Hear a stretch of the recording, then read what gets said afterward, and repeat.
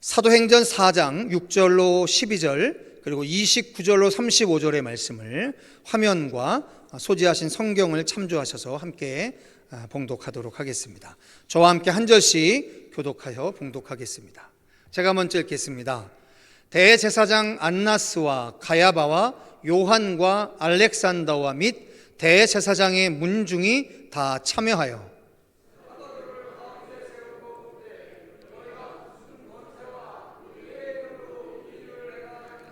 이에 베드로가 성령이 충만하여 이르되 백성의 관리들과 장로들아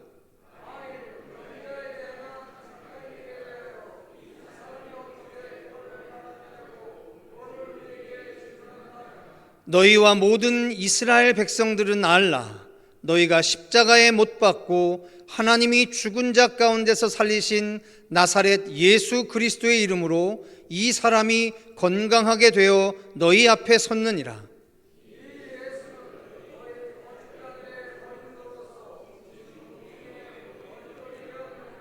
다른 이로서는 구원을 받을 수 없나니 천하 사람 중에 구원을 받을 만한 다른 이름을 우리에게 주신 일이 없음이라 하였더라.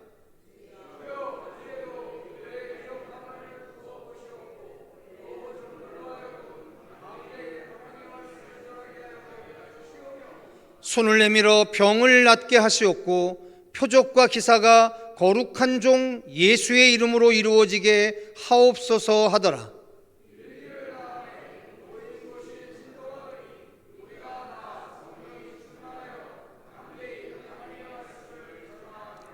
믿는 무리가 한 마음과 한 뜻이 되어 모든 물건을 서로 통용하고 자기 재물을 조금이라도 자기 것이라 하는 이가 하나도 없더라.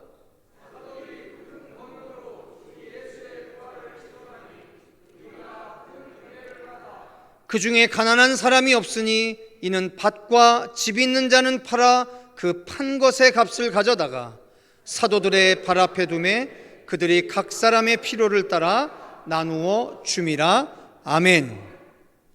할렐루야. 오늘은 사순절 두 번째 주일을 맞이해서 사도행전 4장의 말씀을 본문으로 한 마음과 한 뜻이라고 하는 제목으로 하나님의 말씀을 전하겠습니다. 신약성경 27권 중에 유일한 역사서라고 일컬어지는 사도행전은 사실상 누가복음과 한 권의 책이었었지요. 누가복음과 사도행전은 한 사람이 지은 단일 저작이었었는데 그 후에 우리가 임의로 두 권을 나눠서 한쪽의 부분은 누가복음으로 한쪽은 사도행전이라고 하는 이름으로 부르게 됐습니다. 그리고 특별한 것은 이 사도행전은 신약성경에서 유일한 역사서로 알려져 있는데 무엇에 대한 역사냐? 바로 교회의 역사에 대한 기록이었던 겁니다. 구약성경의 역사서가 이스라엘의 왕에 대한 역사의 기록이었다라고 한다면 신약성경의 유일한 역사서인 사도행전은 교회의 역사에 대한 아주 뚜렷하고도 명백한 확실한 기록입니다. 그런데 우리가 오늘 4장의 말씀을 지나가면서요, 지난 1장, 2장, 3장, 4장에서 보았던 그 말씀들을 다시금 요약하면서 갈 수 있었으면 좋겠습니다. 성도 여러분, 사도행전은 우리에게 분명히 처음부터 한 가지 사실을 명백히 하는 바가 있습니다. 그것이 바로 뭐냐면 창세기 1장에 기록되어져 있는 흑암과 공허 가운데 운행하고 있었던 그 실체가 무엇인지를 우리 인간의 역사 가운데 정확하게 그 이름을 부여하며 알려주고 있는 거죠. 그것은 바로 성령 하나님이라고 하는 제2위의 하나님에 대한 언급입니다. 교회는 성령의 세례를 받은 사람들이 모여 있는 곳이라고 하는 사실을 사도행전은 뚜렷하게 기록해주고 있습니다. 이것은 사도행전이 최소한 우리에게 보여주려고 하는 아주 명확한 진실이 아닐 수 없습니다. 예수님은 부활하시면서 아버지의 약속하신 것을 기다리라고 사도들에게 말씀하셨죠. 그리고 너희들은 세례 요한이 베푼 물 세례가 아닌 이제는 하늘로부터 임하는 성령의 세례로 말미암아 근본적인 삶의 변화를 경험하게 될 것이다 라고 말씀을 해주셨습니다. 그 근본적인 삶의 변화의 가장 핵심적인 내용은 오직 성령이 너희에게 임하시면 너희가 권능을 받고 예루살렘과 온 유대와 사마리아와 땅끝까지 이르러 내 증인이 되리라 라는 말씀이었습니다. 자, 성령이 우리에게 세례를 베푸시게 되면 성령은 우리의 인생을 강권하기 시작을 합니다. 부활 승천하신 예수님의 증인으로 살도록 강권하시게 됩니다. 성령이 임했을 때 사도들과 120명의 제자들에게 나타난 첫 번째 현상이 바로 각 나라의 방언으로 하나님의 큰 일을 증언하는 것이었었죠.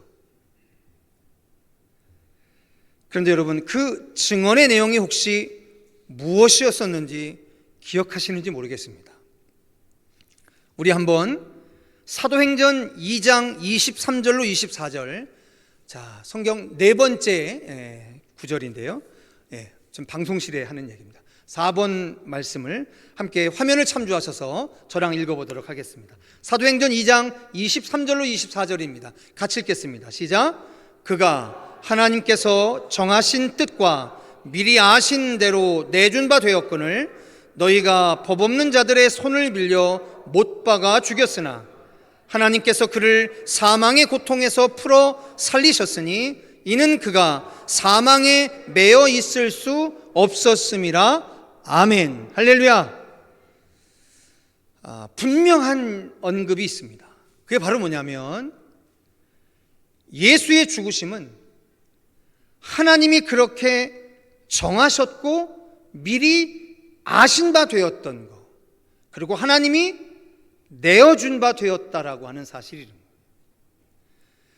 예수가 죽지 않을 능력이 없어서가 아니라 예수의 죽으심은 이미 하나님이 정해놓으신 길이었고 하나님도 미리 하신 바였다라는 사실을 성령 받은 사도들은 정확하게 증언하고 있습니다. 그런데 그 사망에 내어 주었던 예수가 사망에 매여 있을 수 없었다라고 선언하고 있습니다. 자, 또 한 군데 찾아보겠습니다.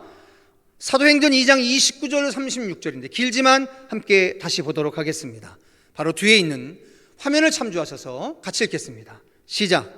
형제들아, 내가 조상 다윗에 대하여 담대히 말할 수 있노니 다윗이 죽어 장사되어 그 묘가 오늘까지 우리 중에 있도다.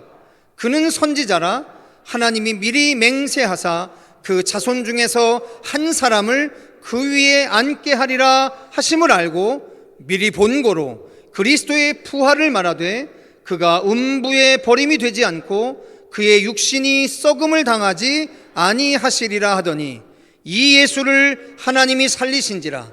우리가 다 이 일의 증인이로다. 하나님이 오른손으로 예수를 높이심에 그가 약속하신 성령을 아버지께 받아서 너희가 보고 듣는 이것을 부어주셨느니라. 다윗은 하늘에 올라가지 못하였으나 친히 말하여 이르되 주께서 내 주에게 말씀하시기를 내가 내 원수로 내 발등상이 되게 하기까지 너는 내 우편에 앉아있으라 하셨도다 하였으니 그런즉 이스라엘 온 집은 확실히 알지니 너희가 십자가에 못 박은 이 예수를 하나님이 주와 그리스도가 되게 하셨느니라 하니라. 아멘. 자, 성도 여러분, 성령이 충만해서 사도들과 더불어 모였던 120명의 문도들이 하나님이 행하신 큰 일을 말하기 시작했다라고 하지 않습니까? 근데 과연 하나님이 행하신 큰 일에 정체가 뭐였냐면 바로 죽으셨던 예수를, 우리의 죄악 때문에 죽으셨던 예수를 사흘 만에 다시 살려내셨다라고 하는 거예요. 부활시키셨다라고 하는 거죠. 자, 그래서 여러분, 우리는 적어도 사도행전 2장의 기록을 가지고 정확하게 이야기할 수 있어야 합니다. 그게 바로 뭐냐면 예수가 왜 주가 되시고 그리스도가 되셨냐.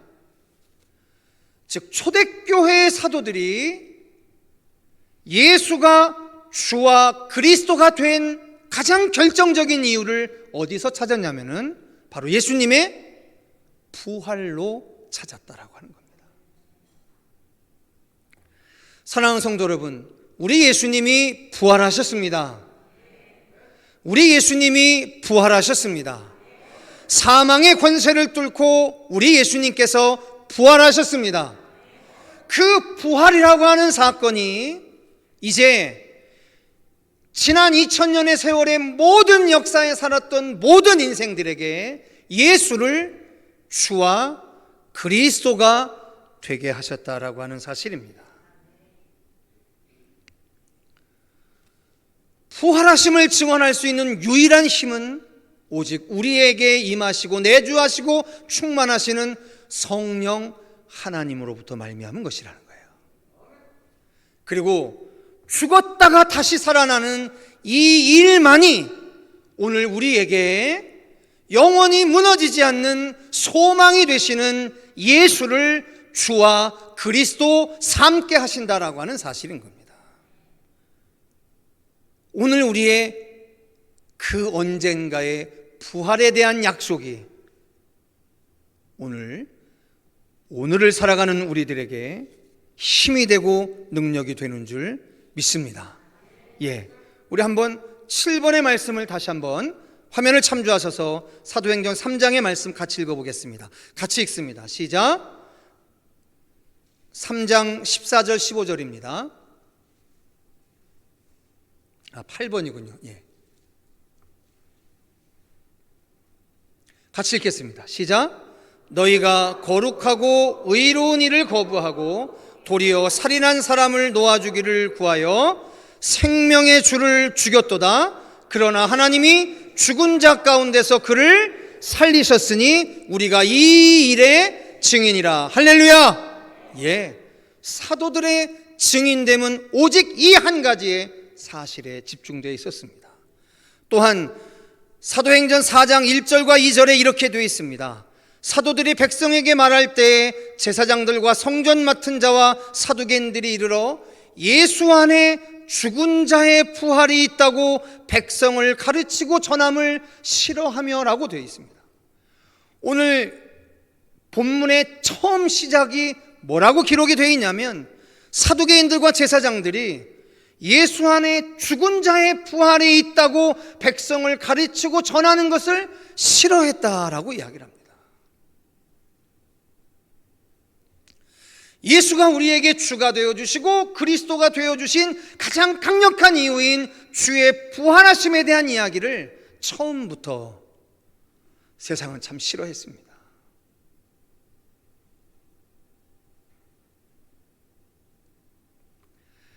세상이 싫어해서 그런지 오늘 우리들 또한 말하기를 꺼려하고 우리들 또한 믿기를 의심하고 있어요.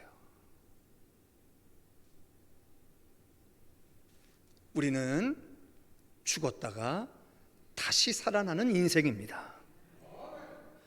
우리에게 육신의 죽음은 있지만 영과 혼을 다 죽이시는 예수의 은혜로 말미암아 두 번째 사망은 우리의 인생 안에 결박된 줄 믿습니다. 그리고 오늘 우리의 읽은 본문 사도행전 4장 8절과 12절에 마지막 한 번만 더 같이 읽어보겠습니다. 같이 읽습니다. 4장 8절에서 12절입니다. 시작. 이에 베드로가 성령이 충만하여 이르되 백성의 관리들과 장로들아, 만일 병자에게 행한 착한 일에 대하여 이 사람이 어떻게 구원을 받았느냐고 오늘 우리에게 질문한다면 너희와 모든 이스라엘 백성들은 알라. 너희가 십자가에 못 박고 하나님이 죽은 자 가운데서 살리신 나사렛 예수 그리스도의 이름으로 이 사람이 건강하게 되어 너희 앞에 섰느니라. 이 예수는 너희 건축자들의 버린 돌로서 집 모퉁이의 머릿돌이 되었느니라. 다른 이로서는 구원을 받을 수 없나니 천하 사람 중에 구원받을 만한 다른 이름을 우리에게 주신 일이 없음이라 하였더라. 아멘. 할렐루야. 천하 사람 중에 예수 말고는 구원받을 만한 이름을 준 적이 없음을 믿으시기 바랍니다. 예수 외에는 구원받을 만한 사람이 없습니다. 그래서 여러분, 이 말씀을 가지고 우리가 분명하게 한 가지 정리할 수 있는 것이 있어요. 성도 여러분, 기독교에서 말하는 구원이 뭐죠? 기독교에서 이야기하는 구원이 뭐죠? 그것은 바로 죽었다가 다시 살아나는 거예요. 이것이 구원입니다. 성도 여러분, 그래서 우리의 전 지력과 전 의지력을 다 동원해서 무엇을 소망하는 인생이 되어야 하느냐? 의지력은 불가능할 수 있습니다. 지식은 불가능할 수 있습니다. 근데 우리 안에 내주하신 성령께서 오로지 그것을 소망하게 하시는데, 그 소망이 바로 뭐냐면 우리는 죽었다가 다시 살아나는 인생이 될 줄 믿습니다. 이것이 우리의 영원한 소망이에요. 그래서 여러분 기억하십니까?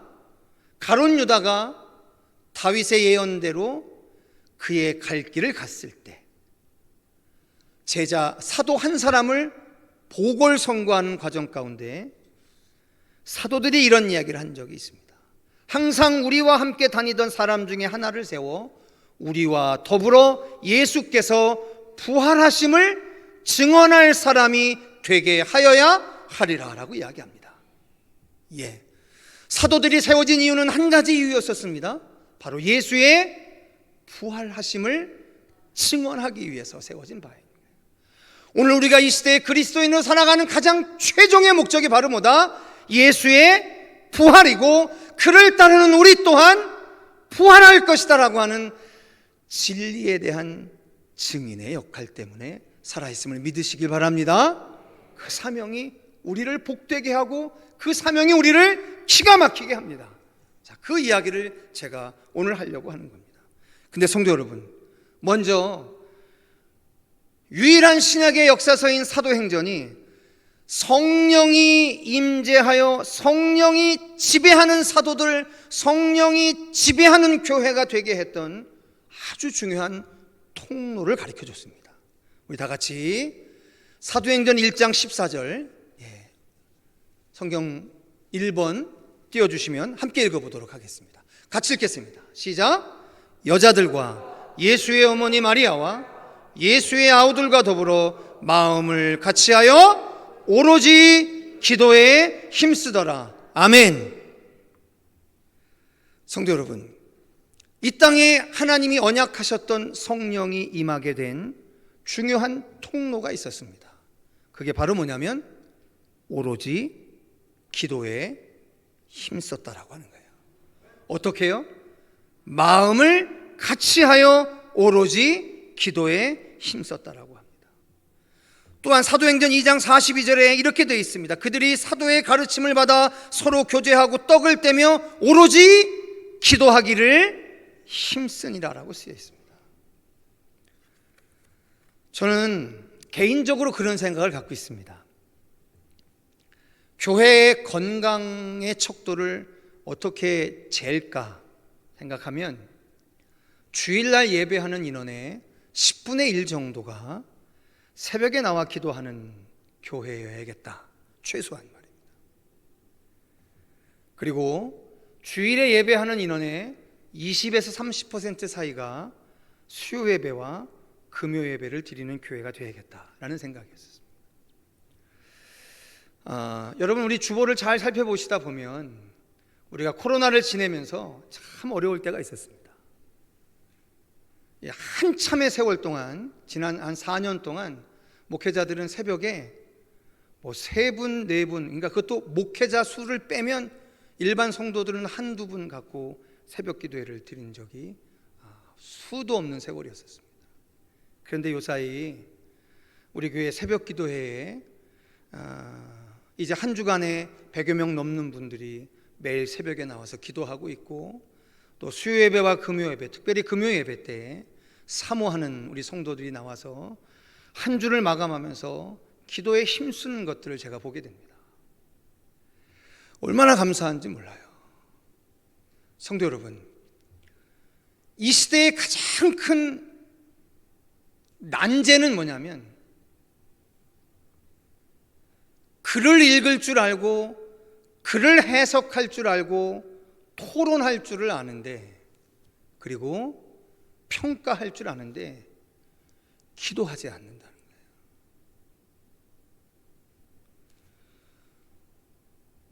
기도하지 않는 것이 오늘 우리 한 개인의 인생뿐만 아니라 한 공동체의 운명, 한 국가의 운명과 한 세대의 운명과 저는 직결된다고 봅니다.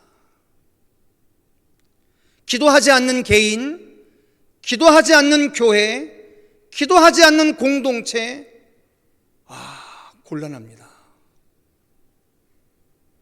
정말 백척간두에 서 있는 것 같습니다. 오직 기도에 전념하지 않는 것은 우리들에게 너무너무나 위험한 일들입니다. 성경을 읽으시는 거 아주 좋습니다. 성경을 암송하는 것도 아주 좋습니다. 예배에 잘 참석하시는 것도 아주 좋습니다. 그런데 결정적으로 기도하셔야 합니다. 우리 청교열린교회 공동체가 오직 성령의 임재함이 없으면 도저히 살아내지 못하는 이 종말론적인 세월의 거친 파고를 헤쳐나가기 위하여 오직 마음을 같이하여 기도에 힘쓰는 거룩한 공동체 되실 수 있기를 주님의 이름으로 축원합니다. 자, 그리고 오늘 마지막 한 가지 여러분들과 나누고 싶은 중요한 이야기가 있어서 여러분들에게 이 말씀을 드리려 합니다. 성도 여러분, 오늘 사도행전 2장과 오늘 읽으신 사도행전 4장의 본문에 반복되어진 성경이 있습니다. 근데 이게 우리에게 상당히 주목을 요구하고 있는 거죠. 자, 오늘 여러분들이 읽은 본문 중에 특별히 32절로 34절에 이렇게 쓰여 있습니다. 들어보십시오. 믿는 무리가 한 마음과 한 뜻이 되어 서로 모든 물건을 서로 통용하고 자기 재물을 조금이라도 자기 것이라 하는 이가 하나도 없더라. 사도들이 큰 권능으로 주 예수의 부활을 증언하니 무리가 큰 은혜를 받아 그 중에 가난한 사람이 없으니 이는 밭과 집이 있는 자는 팔아 그 판 것의 값을 가져다가 사도들의 발 앞에 두매 그들이 각 사람의 필요를 따라 나누어 줌이라. 이렇게 되어 있습니다. 여러분, 이것은 사도행전 2장에서 동일하게 반복된 이야기입니다. 근데 여러분, 이게 왜 우리에게 그렇게 중요한 얘기일까요? 너무너무 중요한 이야기입니다. 자, 이 부분을 설교를 잘못하면 듣는 분들이 이렇게 선입관을 가지고 들어요. 목사님, 그러면 성령 받고 은혜 받으면 우리 재산 다 팔아서 교회 바치라는 겁니까? 그 이야기라는 게 아니에요. 여러분, 많은 설교자들이 그런 오해 때문에 이 부분에 대한 설교를 안 합니다. 왜냐? 우리가 이단들을 정죄할 때, 이단들을 가지고 비난할 때, 이단 되면은 재산 다 헌납하고 그러고 산다라고 하는 걸 가지고 얼마나 욕을 합니까? 그래서 제가 늘 말씀드리지 않습니까? 한국교회에 횡행하고 있는 이단들의 그 행태 때문에 오늘 우리가 정작 잃어버리고 있는 말씀들이 있다니까요. 이건 지극히 경계해야 할 겁니다. 그들의 그 모습 때문에 오늘 말씀에 기록되어 있는 걸 말하지 못한다고 한다면 이건 교회가 아주 심각한 거죠. 자, 두 가지의 반복된 말이 있습니다. 하나가 바로 뭐냐면 자기 소유를 팔아. 두 번째는 뭐냐면 각 사람의 필요를 따라 나누어 줬다라고 해요. 자, 이제 여러분, 이것이 가지고 있는 가장 강력한 의미를 우리는 지난 1월달 신년맞이 에스라 새벽 말씀 사경회 때 룻기서를 강해하면서 나눴습니다. 즉, 하나님이 하나님의 언약의 땅, 언약의 나라 이스라엘을 딱 붙잡으시고 그 이스라엘이 하나님의 나라가 되기 위하여 주께서 그 땅에 지속하게 하신 질서가 있었어요.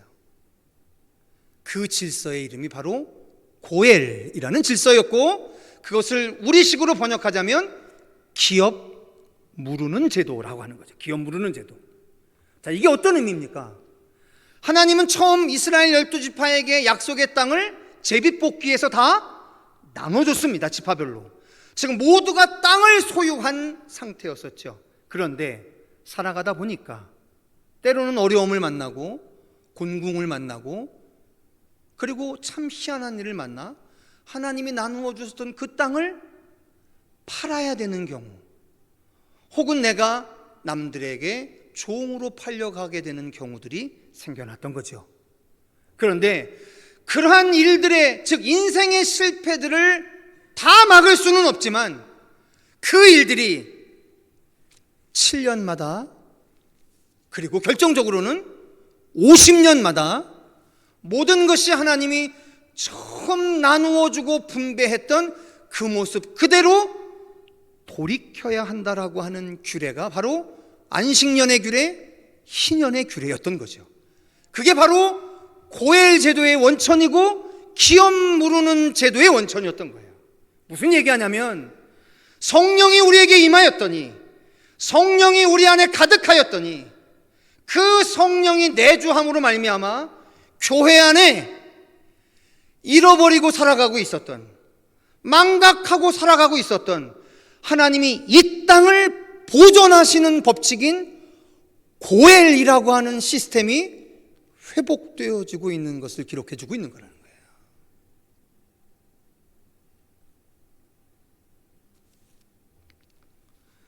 우리가 까먹고 살았던 거예요. 세상은 지금 이렇게 아우성입니다. 빈익빈 부익부라고요. 가난이 대를 이어가고 부함이 대를 이어간다고 얼마나 싸워대는지 모릅니다. 예, 하나님의 공의와 정의가 지배하지 않는 세상의 질서는 그럴 수밖에 없습니다. 그런데 그 세상의 한복판에 서 있는 교회가 성령 받은 사람들로 말미암아, 여러분, 이 땅의 안식년의 규례, 희년의 규례가 적극적으로 다시금 회복되어진다라고 하는 거예요. 여러분, 이 이야기를 하기 위해 올해 9월 22일부터 28일까지 송도에서 제4차 로잔 대회를 개최하는 겁니다. 아무리 복음주의 진영의 신앙이라 할지라도 우리가 살아가는 이 사회가 오늘 사도행전이 보여줬던 각 사람의 필요를 따라 나누어주는 바로 그 고엘의 정신, 면제년, 안식년의 정신, 희년의 정신이 우리가 살아가는 이 시대, 이 나라, 이 민족, 이 땅 가운데 우리로 말미암아 다시 회복되어져야 한다라는 사실을 일깨우는 거죠. 성령 받은 공동체는 가능합니다. 성령 받은 인생은 가능합니다.